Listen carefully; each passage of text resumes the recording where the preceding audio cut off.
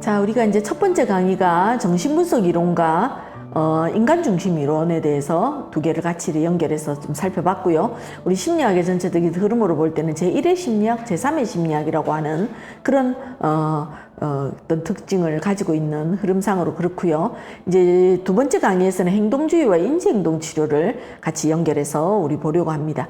자, 행동주의 이론은 제2의 심리학이다 이렇게 했습니다. 정신분석 이론에 대해서 반기를 들고 발전되어진 이론이고요. 행동주의 이론은 이제 1900년대 초반 당시에 심리학이라든지 1800년대도 마찬가지로 심리학 이론들이 심리학 연구소들이 많이 생기고 거기서 다양한 실험이라든지 인체나 동물 대상으로 하는 실험들 이런 것들이 이루어지다 보니까 거기에서 이제 도출해서 인간들을 어떻게 좀 더 치료할 수 있을까 하는 걸 연구했던 그러한 이론들이 뿌리가 되었다고 볼 수가 있겠습니다. 그래서 행동주의 이론에서 기본 개념과 인간관, 행동주의 발달 주요 개념, 상담 과정과 기법 이렇게 이제 순서대로 한번 살펴보려고 합니다. 자, 기본 개념은요. 행동주의는 실험적 연구에서 밝혀진 학습 원리를 심리 치료에 응용한 것입니다.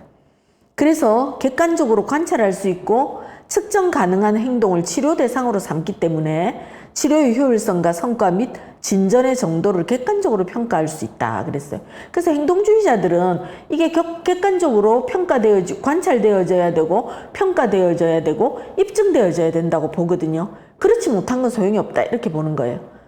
그리고 굉장히 단기간 안에 주어진 세팅 안에서 딱 이루어져야 되고 처음 시작과 끝에도 명확한 어떤 것들이 드러나야 되기 때문에 이걸 주장하다 보니까 좀 명확하고 정확한 것은 있습니다. 틀림없이. 그런데 효과성이나 효율성 면에 있어서는 상당히 높다고 말할 수 있는데 그 당시에 유행했던 정신분석적 접근하고는 굉장히 대조적이라고 볼 수 있죠.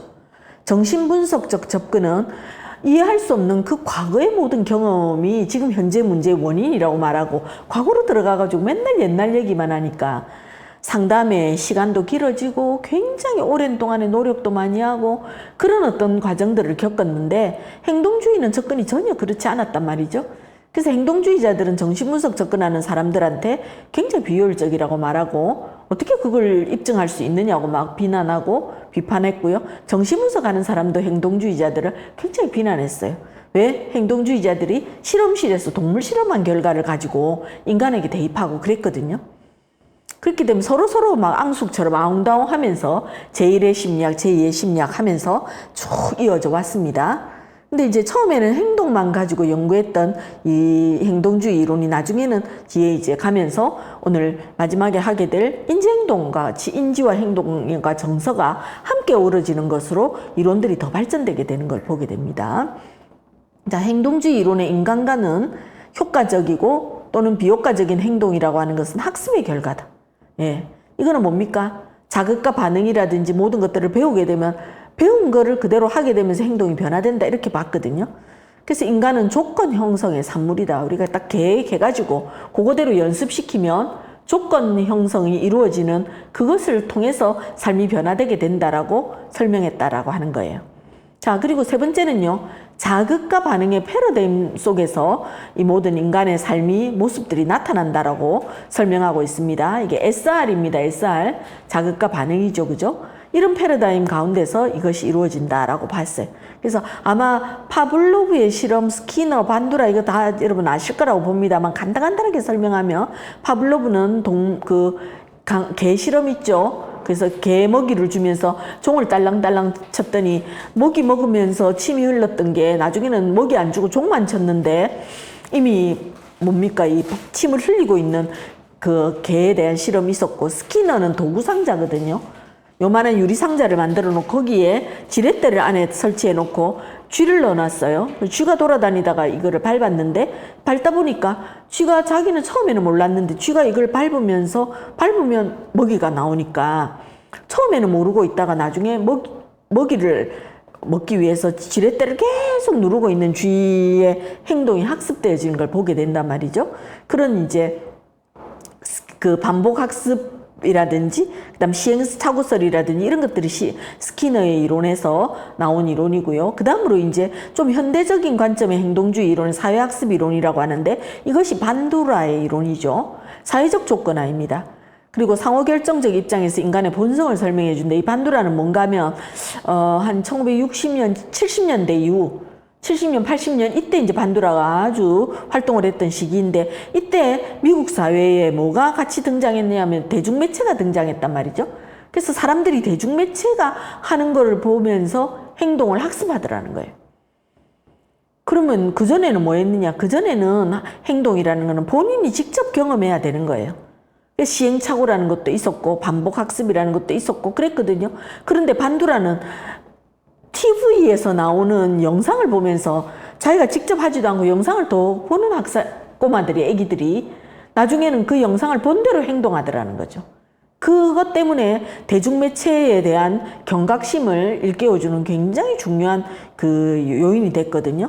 그래서 이렇게 모방과 동일시와 모델링 같은 이런 개념을 반두라가 이야기를 했고, 이 반두라의 이론이 지금 현재 대중매체와 관련해서 또는 학교에서 또는 학생들에 대한 미디어 교육 같은데 연결이 되어져서 굉장히 중요한 의미로 지금 설명이 되고 있다라고 하는 것이죠. 자, 그래서 행동주의 발달 이론을 제가 간략하게 3개쯤만 해놨습니다. 여기도 왓슨 같은 사람이 있지만 왓슨은 나중에 뒤에 설명을 따라 할 거고요. 그래서 파블로브의 고전적 조건화 이론, 아까 설명했습니다. 개실험요. 그 다음 스키너의 조작적 조건화 이론, 그죠? 그래서 이거는 강화 이론이 강화 이론, 먹이가 강화 요인이 되어지는 거잖아요. 그래서 여기 있고 반두라는 관찰학습, 사회학습 이론, 행동은 관찰이나 모델링을 통해서 학습하고 대리학습, 자기가 한 게 아닙니다. 그 다음 간접학습이라고도 합니다.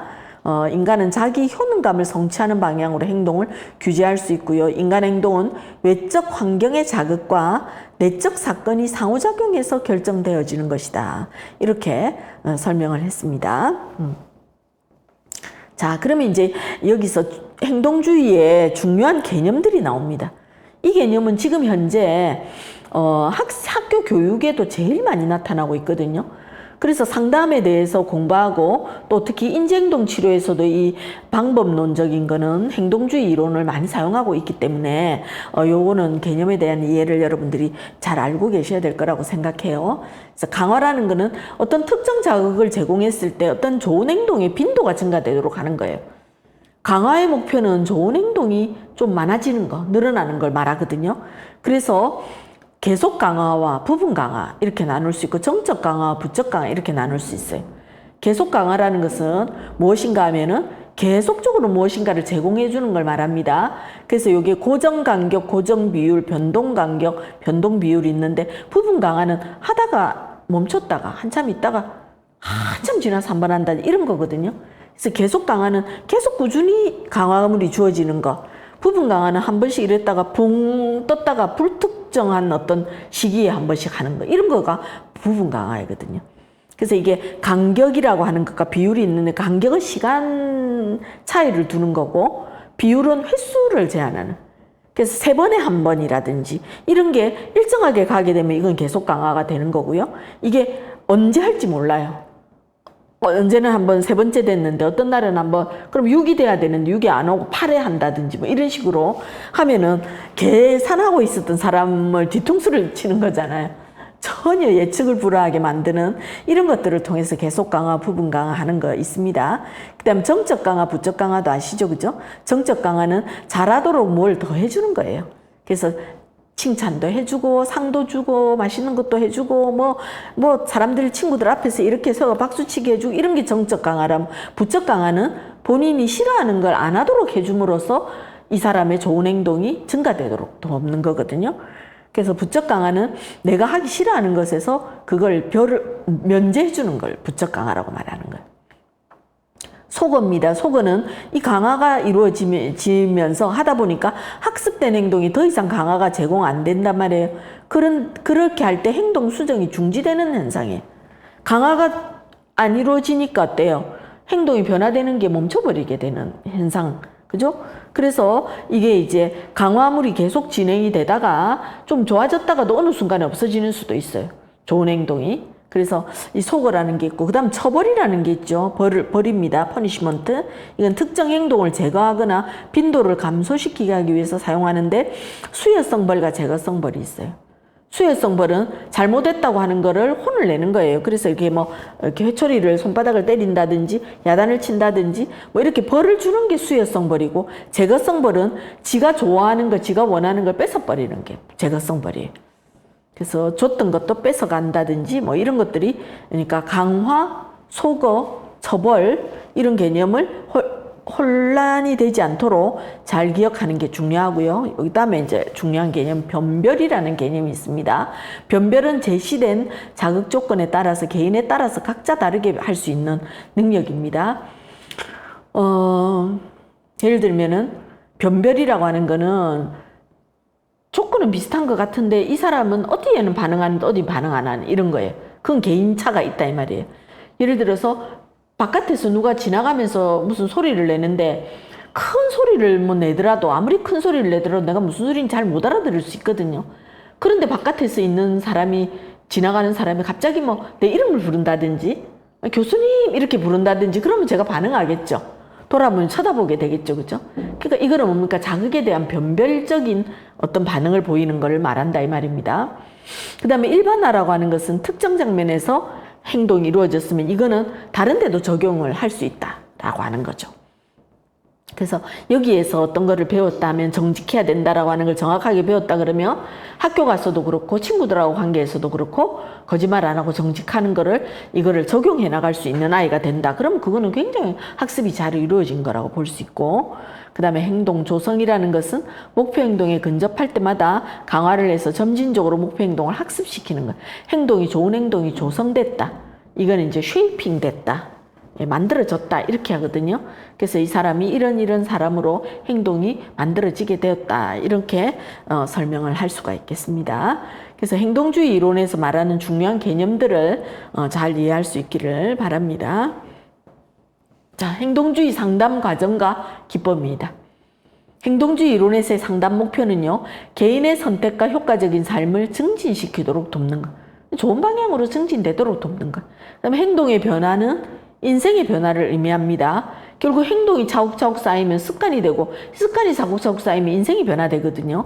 그런 거로 설명할 수 있고, 또 이 상담 목표는 명료하고 구체적이 돼야 되고 이해하기 쉽고 측정하게 할 수 있는 내담자 중심의 행동용으로 진술해야 된다는 게, 이게 이제 목표이거든요. 목표가 흐리멍텅하거나 모호하거나 좀 추상적이고 이런 목표가 아닌 거예요. 그럼 뭘 어떻게 하란 말이지, 이걸 판단하기가 어렵죠. 그래서 명료하고 구체적이고 이해하기 쉽고 측정하기 쉽고 이래야 되는 거예요. 내담자와 상담자의 합의하에 상담 목표는 설정하는 게 중요합니다. 결국 변화는 내담자에게서 이루어져야 되기 때문에 상담자 혼자 목표 세우고 끌고 가는 게 아니라는 거죠. 그래서 내담자가 동의를 하고 내담자도 같이 하고 노력을 해야지 이 상담 목표가 설정이 되는 게 중요합니다. 그래야지 이제 달성도 이루어질 수 있죠. 상담의 전체적인 과정입니다. 내담자의 문제를 탐색하고 문제 행동을 평가하고 분석하고, 이게 어떤 문제고 어떤 것인지 하는 걸 정확하게 보게 되고, 그 다음 목표를 설정합니다. 뭘 어떻게 변화시킬 건가. 그 다음에 이 목표에 따른 상담 계획을 수립하고 실행에 옮기는 것이 네 번째입니다. 그래서 한번 구조화된 어떤 단계를 따라서 가도록 해야 되고요. 이게 실행이 되게 되면 상담 효과를 이제 평가해야 돼요. 잘 됐는지 안 됐는지, 그리고 앞으로 재발 방지가 되도록 하는 거. 이 단계를 따라갑니다. 그래서 이 1, 2, 3, 4, 5는요, 다른 이론도 마찬가지지만 행동주의 이론에서의 이 상담의 과정은 훨씬 더 체계적이라고 말할 수 있습니다. 명확하게 딱딱딱딱 이렇게 이해가 되고 뭔가 이렇게 표현이 딱딱 되어져야 되는, 그럼 그 다음 단계로 나가게 되겠죠. 자, 이 행동주의 이론에서의 상담 기법을 설명합니다. 여기 혐오기법이라고 하는 거 있는데요. 혐오기법은 좋은 행동을 잘할 수 있도록 하는데도 필요하지만 이 좋지 않은 행동을 안 하도록 하는데 더 효과적이에요. 예를 들자면 왜 담배 피우는 사람들 그 금연 영상 같은 거, 왜 금연 홍보물 이런 거 보신 적 있으실 거예요. 그런 거 보면은 이 목 있는데 이런데 이 뭐죠? 목 안에 막 담배를 통해서 타르 같은 게 막 가득 차가지고 있고 막 목에 막 엄청 뭡니까? 막 이상한 나쁜 물질 같은 게 있는 거 이런 거를 막 마이크로한 어떤 걸 카메라 작용을 통해서 이런 걸 보여주는 이런 영상을 보여주거든요. 그럼 사람들이 막 보다 막 얼굴이 찌푸러진단 말이에요. 그게 혐오감을 주는 거죠.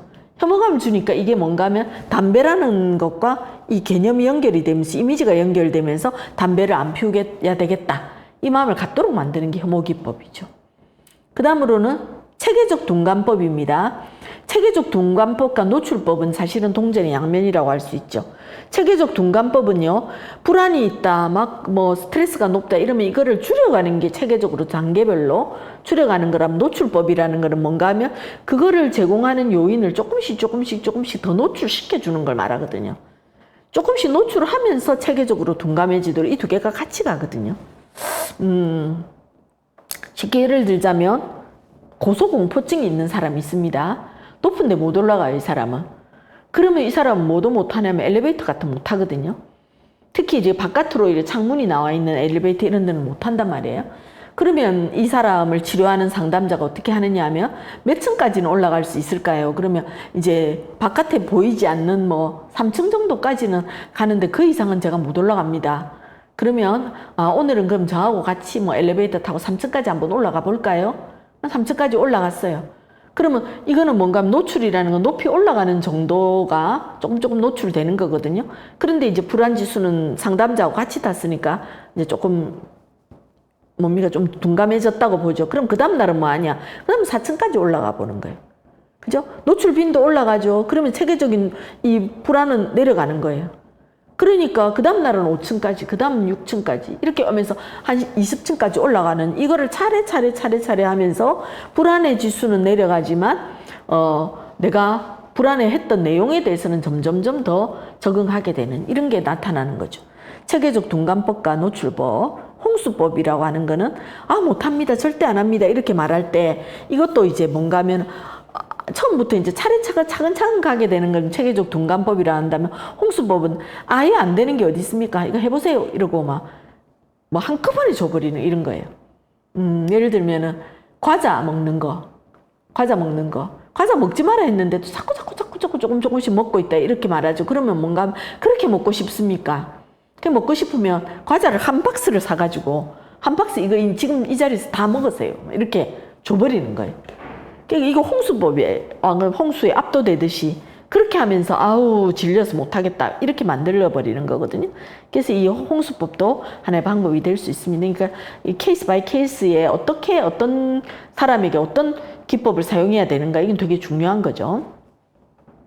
그 다음 모델링은 할 줄 모르는 때에는 하는 거를 보여주거나 하도록만 설명해줘도 잘 따라갈 수 있으니까 모델링은 행동주의에서 굉장히 중요하고, 특히 내담자에게는 상담자가 모델링의 대상이 된다라고 하는 것. 그 다음에 조형이라는 게 아까 쉐이핑이거든요. 쉐이핑은 만들어가는 거예요. 처음에부터 잘한 사람 없으니까 조금 잘할 수 있도록 만들어지는 게 조형이고요. 토큰 경제는 뭔가 하면 잘할 때 이렇게 뭔가 하나씩 주는 거예요. 달란트라든지 뭐 이런 걸 하나 주는 거죠. 그래서 뭐 잘하면 유치원이나 어린이집 같은 데서 이렇게 스티커 같은 거 하나 붙여주는 거. 그럼 스티커 5장 붙으면 5장 색깔 다른 걸로 바꿔주면서 더 이렇게 업그레이드 시켜주는 이런 거거든요. 그래서 이런 걸 모으면 이제 이 사람이 좀 더 좋은 행동을 하는 사람으로 만들어진다고 우리가 믿으니까 그걸 따라가는 거죠. 그래서 이것이 이제 토큰 경제다 이렇게 볼 수 있습니다. 다양한 상담 기법을 쓰고 있고, 이런 방법들이요, 아까 앞에서 했던 강화라든지 처벌이라든지 이런 것과 함께 교육 현장에서 너무 많이 사용하고 있어요. 자녀들을 교육하는 현장에서도 부모들이 제일 많이 쓰는 게 행동주의 기법이라고 할 수 있겠죠. 자, 그러면 이런 행동주의 이론을 기초로 해가지고 이제 인지행동 치료가 이론이 이루어집니다. 행동주의 이론이 행동만 가지고 실험실에서 연구를 하면서 막 했단 말이에요. 그러다 보니까 많은 사람들이 이제 이 행동과 함께 중요하게 있는 게 감정이 있고, 감정이 같이 움직이고, 이 감정과 함께 움직이는 게 또 인지다, 생각이다. 그러면 이 세 가지가 같이 중요한데요 하는 생각들을 가진 사람들이 많아지게 되었어요. 그래서 이 알버트 앨리스라고 하는 사람이 합리적 정서적 행동 치료라고 하는, 영어로는 REBT라고 하거든요. Rational Emotional Behavioral Therapy라고 하는데, 이 REBT는 R은 합리적, 이성과 관련된 거, E는 Emotion, 정서, B는 Behavior, 행동, 그 다음에 Therapy 이렇게 되거든요. 그러니까 생각, 정서, 행동 이 세 개가 같이 마치 삼각형, 트라이앵글처럼 같이 움직여야 안 됩니까? 이렇게 말하는 사람들이 많아지게 되었고, 점점 시간이 지나가면서 이런 이론들이 만들어지게 되었어요. 처음에 앨리스는요, 행동주의만 가지고 이야기한다고 비난을 많이 받았어요. 그러다가 앨리스가 행동과 함께 뭐도 같이 넣느냐 하면 감정을 같이, 정서를 포함하게 됐거든요. 그래서 rational, emotional, behavior를, 그러니까 behavior 빼고 rational, emotional 해서 RET라고 했다가, 그 다음에 REBT로 했다가, 이렇게 이름이 RT, RET, REBT로 점점 변화되게 되었어요. 근데 이것의 가장 중요한 그 이론적인 기초는 행동주의 이론이라고 볼 수 있는 거예요. 그래서 이제 합리적 정서적 행동이라고 하는 것이 행동의 변화만 이야기하는 게 아니고, 행동의 이면에 있는 감정과 정서를 읊어줘야 되고, 이것의 뿌리가 되는 생각이 바뀌는 게 가장 근본적인 변화라고 하는 것을 앨리스가 주장하게 되었다는 거예요. 그래서 이 앨리스의 REBT와 함께 인지행동 치료의 이론의 가장 중요한 이론 중에 하나가 아론 백이라는 사람이 있는데, 이 아론 백의 인지치료가 있습니다. 인지치료는 Cognitive Therapy거든요. CT라고 하는데, 그래서 이 두 이론을 인지행동 치료의 제일 그냥 주요 이론 두 개로 그렇게 설명을 합니다. 근데 제가 이제 메이첸바움 하나 더 넣었어요, 사실은. CBM이라고 하는데, 인지행동 수정이라고 하는데, 요건 제가 이유를, 왜 이걸 하나를 더 넣었는지 나중에 설명을 좀 해드리도록 그렇게 하겠습니다. 그래서 인지행동 이론하면 제일 중요한 거 있는 이 두 가지만 일단은 여러분들이 알면은 가장 기본은 확실하게 알 수 있겠다, 이렇게 보죠. 그럼 앨리스 먼저 한번 좀 보도록 할게요. 자, 앨리스의 인간은 합리적이고 올바른 사고뿐만 아니라 비합리적이고 올바르지 못한 왜곡된 사고도 할 수 있는 존재라는 거예요. 인간은. 그죠? 반드시 합리적인 사고만 하는 게 아니라는 얘기죠. 그래서 어떤 생각이 뿌리가 되느냐가 되게 중요한 거라는 거예요. 그래서 인간의 왜곡된 사고라는 것은 어린 시절 부모의 양육 태도에 의해서 획득된 비논리적인 학습 때문이라고 봤고요, 앨리스는.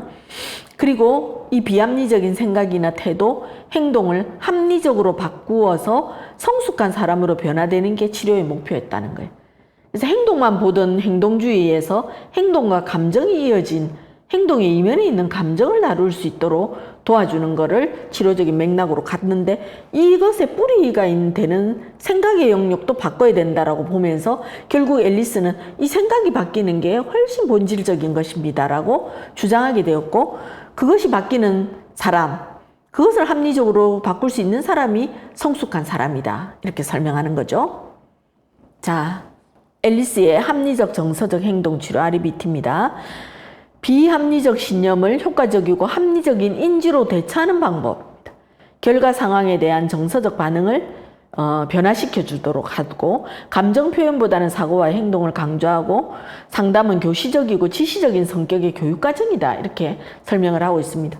결국 REBT는 전체적으로 다 하다 보니까 행동과 사고와 감정을 다 중요하게 봤고, 그 중에서도 사고를 가장 중요한 것으로 봤고요. 그러면서 이것을 변화시키도록 하기 위해서 하다 보니까 상담이라는 게 굉장히 교육적인 활동이, 성격이 굉장히 교육적인 특징으로 그렇게 나타납니다. 그래서 행동주의뿐만 아니라 이 인지행동 치료는 상담자들의 파워가 가장 강한 이론이라고 할 수 있어요. 앞의 이론들은 상담자들이 굉장히 수평적인 인간 중심 이론이라든지 아니면 좀 객관적으로 내담자를 도와주는 이런 거였다면, 행동주의자들은 거의 쉐이핑이라는 거, 사람을 만들어낼 수 있다고 왓슨 같은 사람 말했거든요. 그렇게 말할 정도로 힘을 가지고 있고 주도회가 이끌어가는다면, 앨리스는 뭔가 하면 이 사람의 생각을 바꾸기 위해서 논박이라는 걸, 그죠? 하면서 이 사람을 변화시키기 위한 노력을 해나가는 굉장히 좀 주도적이고 지시적이고 그리고 교육적인 특징을 많이 가지고 있는 그런 접근 방법이라 하는 것을 설명을 하고 있습니다. 자, 그러면 REBT의 주요한 개념은 비합리적 신념이에요. 부적응 행동과 심리장애의 원인, 정서적 문제는 사건을 합리적이지 못한 방식으로 지각하고 받아들이기 때문에 비합리적인 신념을 스스로 되뇌이고 확인함으로써 느끼지 않아도 될 불쾌한 정서를 만들어내고 유지한단 말이에요. 이거 이유는 뭔가 하면 비합리적 신념은 잘못된 생각이 뿌리에 딱 있으면 이 뿌리가 잘못됐기 때문에 정서도 나빠지고 부정적으로 나타나고 그거로 나타나는 행동도 부정적이고 정말 좋지 않은 행동으로 나타나게 됩니다. 그래서 비합리적 신념을 바꿔야 된다라고 앨리스는 이야기하고 있죠. 그 다음에 자기 수용이라는 개념이 중요한데요. 이 조건적 자기 수용을 가진 사람에게서는 뭡니까? 100% 자기를 있는 그대로 받아들이지 못하면 이거는 왜곡되게 걸러서 받아들이게 되는 거죠. 그래서 정서적 문제가 생기게 되고 자기 자신이 아닌 자신의 생각과 행동을 평가하도록 가르치게 되는 그런 특징을 보이게 된다라고 하는 겁니다. 자, 그래서 이제 REBT의 치료 모형은 A, B, C, D, E, F 모형이에요. 그래서 A는 어떤 사건이 일어납니다.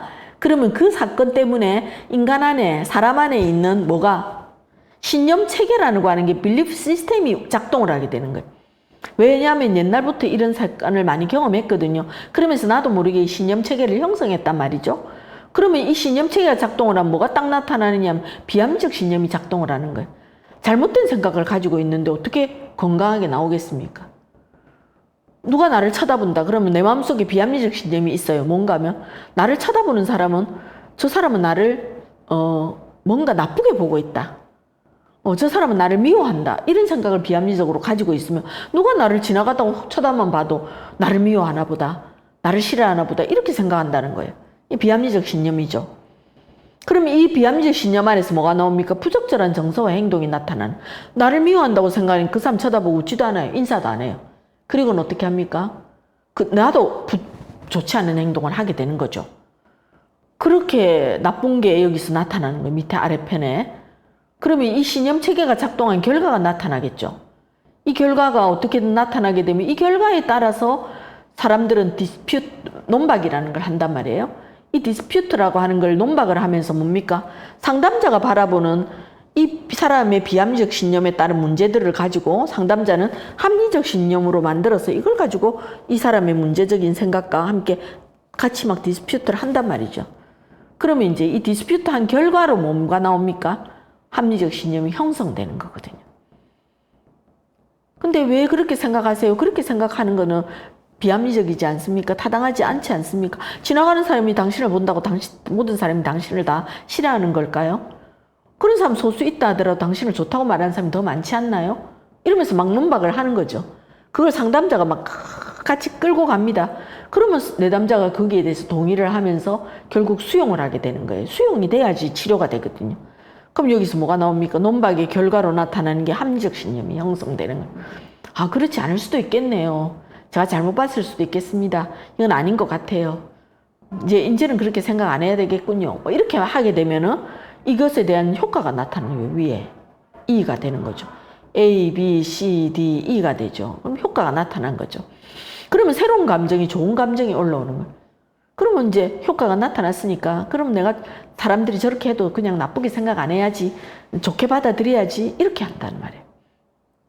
그래서 이 합리적 신념 때문에 적절한 정서와 행동들이 나타나게 됐다 하는 겁니다. 그죠? 적절한 정서와 행동으로 드러나게 된다는 것을 여기서 설명합니다. 그래서 A, B, C, D, E, F 모형을 꼭 기억하시고요. 어떤 이론에서는 초기 이론은 A, B, C 이론 이렇게만 해서 선행사건, 신념체계, 결과까지만 했고 어떤 사람은 A, B, C, D 모형, A, B, C, D, E, A, B, C, D, E, F까지 쭉 이어가면서 다양하게 설명을 하고 있으니까 우리는 A, B, C, D, E, F 모형까지 해서 이렇게 상담자가 개입함으로써 내담자의 삶에 합리적인 그 사고와 정서와 행동이 함께 형성될 수 있도록 도와야 된다는 게 앨리스의 REBT라는 것을 기억을 하시면 좋겠습니다. 자, 알버트 앨리스의 REBT는 상담 목표가 내담자가 가지고 있는 삶의 철학 자체를 변화시키는 것이고요. 내담자의 비합리적 신념을 합리적 신념으로 변화시키는 것. 그죠? 비합리적 신념을 합리적 신념으로 변화시켜서 상담 과정은 내담자가 가지고 있는 문제의 ABC 이론을 적용해서 비합리적인 신념을 확인하고 논박을 통해서 합리적 신념으로 변화시키고 적절한 정서와 행동을 경험하도록 만들어주는 것. 이렇게 전반적으로 정리를 딱 해놨습니다. 상담 기법은요.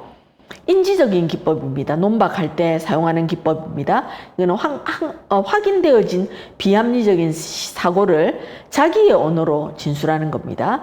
자기가 스스로 그 말을 하는 거예요. 해보도록 하는 거. 셀프 스테이트먼트를 하도록 해가지고 그 부분이 100% 다 그렇지는 않다라고 하는 걸 자기 스스로 수용하도록. 그래서 재구성하게 되는 이 생각의 언어가 자기 언어가 합리적인지 아닌지를 확인하고 도움이 되는 생각이나 언어로 대체하도록 하는 것. 이게 이제 논박 기법 중에 들어가는 거고 인지법은 그 외에도 다양한 논박의 다양한 기법들이 있겠죠. 그죠? 이 논박을 할 때 상담자가 내담자와의 같이 이렇게 말싸움을 하겠죠. 계속 인거 아닌거 막 이렇게 토론처럼 이렇게 할 때 내담자가 뭐라고 말해도 상담자가 절대 뒤로 물러서지 않아요. 그래서 이제 이 REBT 치료자들이 굉장히 그 주관이 강하고 힘이 세다고 말할 수 있는 게 그 이유거든요. 자기 주관과 논리를 분명하게 말해야 내담자가 바뀌기 때문에 그렇습니다. 그 다음에 정서적인 부분을 바꾸기 위한 기법으로는 인지와 정서적인 심상요법, 심상 기법 해가지고 이미지너리라고 하거든요. 이미지너리. 그래서 내가 생각하는 거를 이렇게 뭔가 이미지로 만들어가지고 그걸 가지고 한번 시연도 해보고 생각도 해보고 이런 건데요. 사람들이 쳐다본다면 저 사람이 나를 미워한다라고 하는 걸 가지고 저 사람이 하지도 않는 걸 나를 와서 나한테 와서 피해를 주는 것까지 생각하는 사람들이 있거든요. 그럴 때 이제 이 잘못된 심상을 왜곡된 거를 바르게 건강한 심상으로 바꿔가도록 도와주고 역할 연습도 하고요. 그 다음 수치 공격, 무조건적 수용 이런 것들을 다 하게 해가지고 이게 부정적 정서를 생각이 바꾸면서 긍정적 정서도 함께 경험할 수 있도록 도와줘야 돼요. 그리고 행동기법도 이 조작적인 조건과 자기관리와 체계적 둔감 아까 앞에서 행동주의 부분에서 했잖아요. 이런 모든 행동수정 기법을 바꿉니다. 인지와 정서는 바뀌었는데 행동 안 바뀌면 그 사람 바뀌었는지 아무도 이해 못합니다. 그죠? 그래서 좀 나한테 이렇게 오는 사람이 있다면 그 사람을 내가 막 대응하고 함부로 하는 게 아니고 그 사람한테 다가가서 쳐다보면 웃는다든지 악수를 한번 한다든지 이런 게 행동이 변화된 거거든요. 그런 것들이 변화되어져야 이 사람은 좀 치료가 되었구나 이렇게 이해할 수가 있거든요. 그래서 상담 기법에 인지 기법, 정서 기법, 행동 기법 이렇게 적절하게 활용을 할 수 있다는 것을 REBT 상담사들은 훈련을 엄청 많이 받아요. 이게 초급 과정부터 엄청 긴 과정을 따라서 하면서 숙제도 많이 주고 뭐 숙제도 많이 하고 시연도 많이 하고 그러면서 이제 훈련되어져 전문가가 되어가는 거예요. 그러면 앨리스의 REBT를 우리가 공부했던 두 번째 아까 말씀드렸던 아론베그 인지치료, 커그니티브 세라피 인지치료를 봅니다. 이 아론베그의 인지치료에서 가장 중요한 개념 부정적 자동적 사고라는 개념이에요. 앨리스의 REBT에서는 비합리적 신념이라는 게 가장 중요했다면 여기서는 부정적 자동적 사고, 오토매틱으로 떠오르는 사고란 말이에요. 어떤 걸 딱 생각하면 그냥 무조건 내 머릿속에 그게 딱 오르는 겁니다. 내가 스톱하기 전에는 그건 그냥 자동으로 올라오게 돼 있어요. 근데 이게 긍정적이면 다행인데 이게 부정적인 게 문제이죠. 그래서 스트레스 사건을 경험했을 때 자동적으로 떠오르는 부정적인 내용의 생각들. 뭐가 스트레스냐? 예를 들어서 뭐 시험이 있다 그러면 시험을 앞두고 시험에 대해 생각했다 그러면 무조건 나는 이번 시험은 또 망칠 거야, 또 안 될 거야, 지난번에도 그렇게 했는데 안 돼, 이렇게 생각을 하는 걸 말하거든요. 그러면서 뭘 가지느냐 하면 세상과 자신을 이해하고 현실을 지각하는 사고의 틀을 자기도 모르게 형성하게 되는데 이걸 도식이라고 합니다. 쉐마라고도 하고 쉐마타라고도 하고 스키마라고도 하고 뭐 이렇게 하는데 어쨌든 도식을 형성한단 말이에요. 틀을 딱 만든단 말이에요. 그래서 이 인지적인 틀을 딱 형성하게 되면 그 틀 안에서 사람들은 빠져나오려고 잘 못해요. 예. 그래서 이 부정적 자동적 사고에 꽂혀 있는 사람들은 역기능적 인지도식을 형성하거든요. 이게 개개의 자극에 의해 활성화되거나 촉발되기 전까지의 잠복 상태. 이게 머릿속에 딱 있다 보니까 어떤 걸 보더라도 다 부정적이에요. 예, 인간을 믿지 못한다. 사람을 좋아하지 못한다. 사람이 나를 항상 해칠 거라고 생각하는 사람은 어떤 상황에도 사람에 대한 경계심과 방어심과 피해의식을 풀지를 못해요. 그래서 역기능적 인지도식을 가지고 있다 이 말입니다. 그리고는 점점 어떤 거를 받아들일 때마다 자기도 모르게 인지적 오류를 범하게 돼요. 이게 인지 왜곡 또는 인지 오류 이렇게 말하는데, 이 인지적 오류를 하게 되면 뭐합니까? 잘못된 사고나 부적절한 정보에 근거한 잘못된 추론 등으로 인해서 오는 부적절한 가정이나 개념들을 가지게 돼서 이 흑백 논리적 사고, 과잉 일반화, 정신적인 여과, 의미 확대 및 의미 축소, 개인화, 잘못된 명명 이런 것들을 인지적 오류의 하나의 특성으로 나타낸다 이 말입니다. 그래서 흑백 논리는 O 아니면 X 딱 나눠가지고 중간이 없어 이 사람은요. 그래서 이렇게만 보고 있으면 어때요? 내 편 아니고 우리 편 아니면 전부 적이거든요. 예, 근데 그렇게 아군 적군으로 명확하게 분류가 잘 안 되잖아요. 우리 살아가다 보면. 어떤 사람하고는 또 보다 보면 더 좋은 관계도 가질 수 있고 이렇게 서로서로 같이 어우러질 수 있는데, 이런 인지적 오류를 범하게 되고, 과잉 일반화는 하나가 그랬는데 모두 다 그렇다 이렇게 말하는 거. 정신적 여과라는 것도 자기가 스스로 막 걸러내는 거예요. 자기 듣고 싶은 대로 듣고 기억하고 싶은 것만 기억하고 이런 거. 의미 확대와 의미 축소는 뭡니까? 어떤 하나가 있으면 한 개만 말하면 딱 맞는데 의미 확대를 막 3, 5 이 정도로 막 부풀려서 설명하거나 아니면 또 축소시켜가 말하거나, 개인화는 자기한테 적용하는 거예요. 그래서 다른 사람 뭐 일반적인 이야기 했는데 저 사람 봐라 나한테 저렇게 말하고 있지 이렇게 자기한테 잘못되게 적용하거나, 잘못된 명명은 이거는 이제 더 나아가서 더 라벨링 하듯이 뭐 확인을 하듯이 그렇게 함으로써 모든 게 다 그렇다 이렇게 보는 거거든요. 그래서 인지적 오류, 부정적 자동적 사고, 이게 이제 베익이 말하는 인지적 치료에서의 주요 개념이다 하는 걸 기억을 하시면 좋을 것 같습니다. 자, 그럼 베익의 인지치료의 상담 목표입니다. 자동적 사고를 변화시키고 인지도식을 재구성해서 새로운 사고를 하도록 도와주는 겁니다. 그죠? 그래서 이 부정적인 인지적인 오류 또는 부정적인 역기능적 인지도식을 새롭게 바꿔서 건강하고 건전한 인지도식을 재구성하도록 하는 걸 말하죠. 그래서 상담의 과정이 내담자와 협동적인 틀을 구축하고 중요한 정보를 얻어내서 초기에, 그 다음에 사고 양식 중심으로 진행하고 인지적 기법을 강조하고 논박이죠. 그 다음에 상담자는 조언자의 역할을 하고, 마지막으로 종결은 체계적인 계획하에서의 종결을 하고 인지적으로 지원하고 추수 상담한다. 크게 3단계는 이렇게 되는데, 첫 번째는 어쨌든 좋은 틀을 라포를 형성하고 내담자가 뭐가 문제인가 하는 걸 확실히 알아야 되고요. 중기에서는 이 사람이 문제 속에 있는 비합리적 사고라든지 인지적인 오류의 기법들 이런 것들을 이걸 바꿔가도록 도와줘야 되고요. 세 번째는 이것이 이 사람의 삶에서 완전히 이렇게 딱 몸에 틀이 잡힐 수 있도록 인지 도식을 재구성할 수 있도록 시연을 보이고 이후에 추수 상담을 계속해서 하는 것이 CTE 인지치료의 상담의 과정이라고 볼 수 있겠습니다. 자, 여기 상담 기법, 인지적 기법, 행동적 기법, 그의 기법 나오죠. 그래서 인지적 기법은 재귀인이라고 하는 것은 뭔가 하면, 귀인이라는 게 어트리뷰션인데 어트리뷰션을 새롭게 하는 걸 말하거든요. 어트리뷰션은 나에게 일어난 이 일이 뭐 때문에 이렇게 됐는가 원인을 말하는 게 어트리뷰션인데, 그 어트리뷰션을 새롭게 재해석하는 거에 말하거든요. 그다음 탈파국화. 뭐가 잘못되면 나는 끝장이다 이렇게 생각할 때 이게 파국화인데, 그걸 탈파국화는 벗어나도록 도와주고, 정의가 내려질 때 부정적 정의가 있다면 그걸 재정의하도록 하는 거, 탈중심하는 거, 이런 거, 절대적인 거 어떤 것들을 바꿔갈 수 있도록 하는 거, 이럴 수 있다는 걸 가르쳐 주는 게 인지적 기법이고요. 행동적 기법은 노출치료, 아까 우리 행동주의 이론할 때 조금씩 노출시켜준다 그랬죠. 그래서 노출치료 하는 거, 생각할 때 잘못됐다 그러면 스톱, 이거 타임아웃 해가지고 행동을 잠시 스톱하는 거.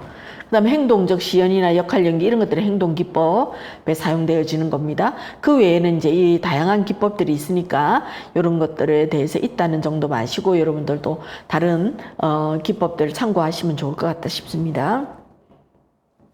자, 이제 메이첸바움의 인지행동 수정을 조금 제가 다뤄놨는데요. CBM인데, 메이첸바움이라는 사람도 넓게 보면 인지치료자로 보기 때문에, 근데 이제, 이 백이라든지 앨리스보다는 훨씬 후의 사람이고, 백과 거의 동시대 또는 조금 후에 활동했던 사람이라고 보는데, 이 사람의 이론은 앞에 두 사람하고는 조금 더 다른 부분이 있어서 그렇습니다.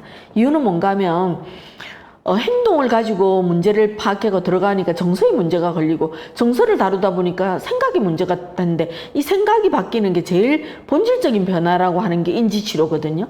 그래서 생각을 바꾸는 걸 늘 한단 말이에요. 두 사람 다 앨리스도 그렇고 백도 그렇고. 근데 이 생각이 바뀌려니까 이 본질이 바뀌는 게 시간이 오래 걸려요. 상당히 오랜 시간을 따라서 내려가야 되는 거 깊이 있게 들어가 줘야 되거든요. 그런데 이 메이첸바움은 이 세 가지의 연결성은 다 인정하는데 여기 보세요.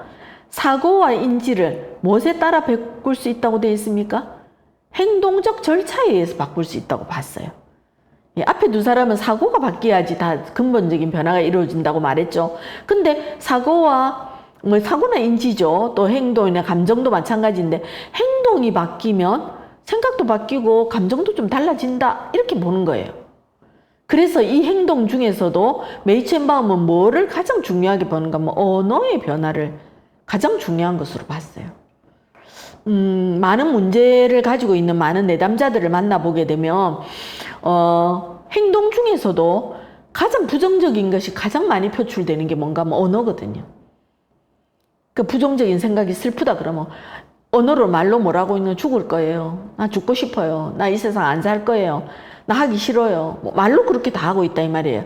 근데 메이첸바움은 그걸 보고 너무 긴 시간을 안으로 들어가기가 너무 힘이 드니까 다른 것보다 이 전체 파악이 되고 나면은 언어만 바꿀 수 있도록 도와줘도 이 사람이 생각도 바뀌고 감정도 많이 바뀌더라.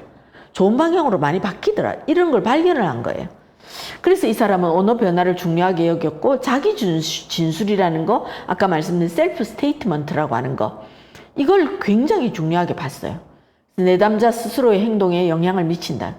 나는 쓸모없는 인간이야 하고 내가 말하고 있으면 아무리 상담을 해도 쓸모없는 인간이에요, 자기는. 근데 상담을 하면서 나는 가능성을 가지고 있는 사람이야. 나는 그래도 이렇게 하면 내가 하면 할 수 있을 거야. 나는 변화할 수 있는 가능성이 있어. 이러면서 자기 스스로의 셀프 스테이트먼트를 바꾸게 되면은 어떻습니까? 이게 생각도 바뀌고 감정도 바뀌면 긍정적으로 바뀌더라는 거예요. 그래서 자기 진술을 인식하도록 돕는데 초점을 맞추고요. 이걸 하기 위해서 인지 재구성의 방법을 사용한다 이 말입니다.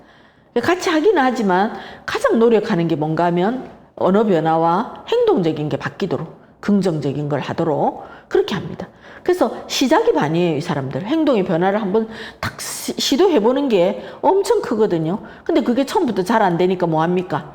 자기 교습 훈련이라는 걸 한단 말이에요. 메이첸바움의 인지행동 수정, CBM은 자기 교습 훈련이라는 걸 따라가요. SIT라고 하는 걸 따라해서 이거는 인스트럭셔널이니까, 셀프 인스트럭셔널이니까 트레이닝은 끊임없이 연습하고 훈련하고 하는 거예요. 말 연습, 언어적인 거. 부정적인 말 쓰지 않기, 욕설 안 하기, 뭐 이런 거를 계속 시키죠. 우리 TV 같은 데서 보면 금쪽이 나오는 프로그램 같은 거 보면은 아이한테 욕 많이 안 하면 욕 안 하는 것부터 시키거든요.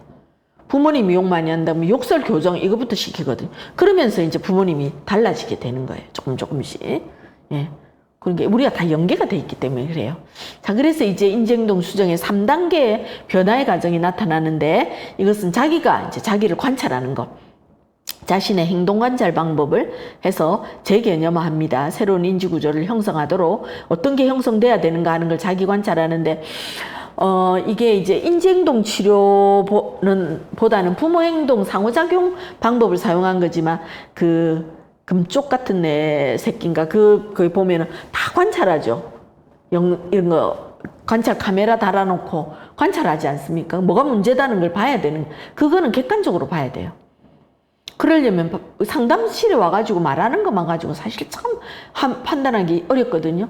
그래서 사실은 생활 환경, 현장에 이런 걸 관찰을 할 수 있도록 하는 장치가 있으면 훨씬 좋죠. 그래서 이제 그 프로그램이 그래도 효과가 나타난다고 볼 수 있거든요. 자, 두 번째는 새로운 내적 대화의 시작이 나타납니다. 자신의 부적응 행동이 뭔가를 알아차리는 거. 보면 알 수 있죠. 나는 내가 마음대로 할 때는 모르는데 영상을 보면 나가 보이잖아요. 그걸 우리 거울 치료라고도 하고 그러죠. 자신의 부적응 행동을 이제 알아차리고 적합한 대안 행동에 주목하고 내적 대화 변화를 통해서 새로운 행동을 유도하고 내담자의 인지 구조에 영향을 주는 이런 새로운 내적 대화를 내 내면에 있는 대화들을 변화하도록 하는 거를 시작해보고 연습해가는 걸 합니다. 그리고 세 번째는 새로운 기술을 학습합니다. 이거는 연습을 엄청 많이 해야 돼요. 시작했다면 연습합니다. 효과적인 대처 기술을 학습하고 일상생활에 실제로 실행하는 거. 그러면서 몸에 배이게 되면서 3단계의 변화의 과정이 나타난다 하는 것입니다. 그래서 이 본인이 이제 스스로 이런 노력을 해야 된다는 것과 이 대처 기술 프로그램이 인지적 경향을 수정하는 방법을 습득함으로써 스트레스 상황을 다루는 효과적인 전략을 획득하고 특히 스트레스 예방 훈련이라고 하는 이 훈련에 굉장히 이게 도움이 된다는 거예요. 그래서 이 CBM의 단계가 개념적 단계, 내담자와 관계를 라포를 잘 형성해서 내담자에게 질문할 때 내담자가 자기가 그동안 알고 있었던 게 잘못된 거고 내가 정확한 걸 알고 있지 못하구나 하는 걸 깨닫도록 상담자가 도와줘야 되고요. 기술을 획득하고 응고화하고 시연한다는 건 뭔가 내가 획득을 했다면 이걸 해야 되겠다 싶으면 이거를 계속하기 위해 노력하는 단계가 말하거든요. 스트레스 상황에 적용 가능한 행동적 인지적 대처 기법을 사용하고 자기 진술을 획득하고 시연하는 것, 그리고 마지막으로 적용과 수행 단계 이제 실천하는 거예요. 치료 상황에서 생긴 변화를 일상생활 속에 전달하고 효과적으로 유지하는 것. 이게 이제 세 가지 단계니까 이건 대처기술 프로그램의 단계라는 것을 여러분 기억을 하셨으면 참 좋겠습니다. 그죠? 그래서 메이첸바움의 이 방법은 앨리스나 베익의 방법보다는 조금 다르고 하지만 훨씬 더 조금 더 단기적으로 적용하기 쉽고 뿐만 아니라 특히 눈에 보이는 변화, 언어적인 변화라든지 이런 셀프 스테이트먼트라든지 이런 것들이 변화되면서 어때요? 자기 스스로 자기의 변화가 어떻게 나타나는지 그리고 그걸 실제로 해보다 보면 어떤 것들을 관찰하면서 어떻게 해야 되는지 하는 걸 깨달을 수 있기 때문에 굉장히 효과적이라고 하는 것을 알 수가 있을 것 같다 생각합니다. 예. 오늘 우리가 그 네 가지의 이론을 정신분석 이론과 인간중심 이론, 그 다음에 행동주의 이론과 인지행동 치료 이렇게 두 개를 같이 한번 살펴봤습니다. 주요한 상담 이론이 엄청 많겠죠. 뭐 게슈탈트도 있고 교류 분석도 있고 가족 치료도 있고 뭐 별의별 게 다 있지만 가장 기초가 되는 1, 2, 3, 4에 대해서 봤고요. 그리고 공부를 해보다 보면 지금은 21세기 지금은 이제 인지행동 치료의 시대라고 할 정도로 인지행동 치료의 분파들이 엄청 많아지고 늘어나고 있잖아요. 그래서 이제 그거는 좀 따로 또 공부를 하셔야 될 부분들이 있기 때문에 오늘 이제 인지행동 치료 부분을 다루면서 앨리스와 베익을 주로 공부했고 그 다음에 메이첸바움의 방법도 한번 참고하시라고 여러분들께 말씀드렸습니다. 예, 좀 도움이 되시기를 바라고요. 또 좋은 상담자로서 끊임없이 내담자에게 효과적인 도움을 줄 수 있는 그런 상담자가 다 될 수 있기를 바랍니다. 감사합니다. 수고 많으셨습니다.